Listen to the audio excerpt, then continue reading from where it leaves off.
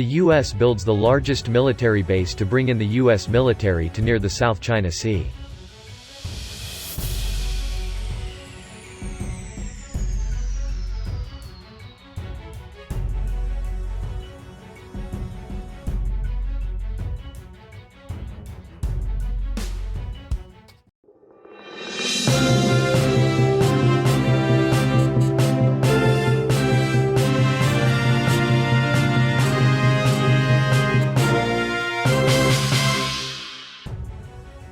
The tiny Pacific nation of Palau has urged the United States to build military bases on its territory, which lies in a region where Washington is pushing back against growing influence attempts by the People's Republic of China, PRC.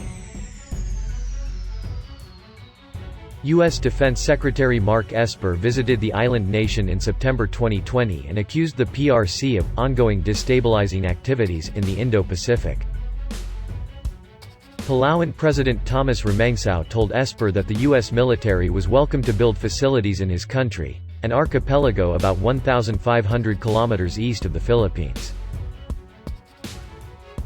Palau's request to the U.S. military remains simple: build joint-use facilities, then come and use them regularly, he said in a letter to the U.S. defense chief. The note said the nation of 22,000 was open to hosting land bases, port facilities, and airfields.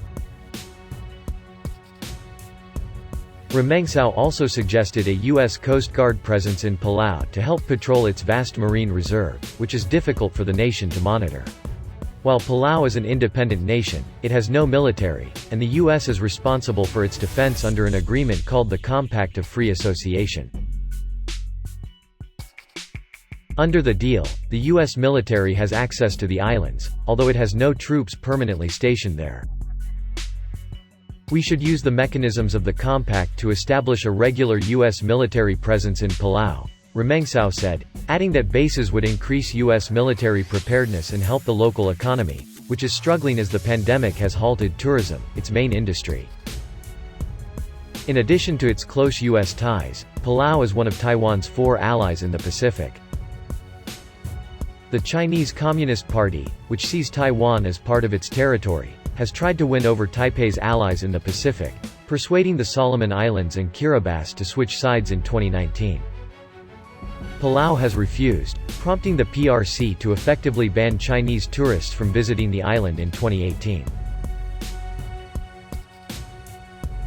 It would appear that President Remangsau sees this, in part, as a potential economic solution to counter Palau's significant dependence on tourism, including Chinese tourism, said Anna Powles, an expert in Pacific security at New Zealand's Massey University. While not naming the PRC, Remangsau told Esper that destabilizing actors have already stepped forward to take advantage of the virus-related economic crises that small island nations are experiencing.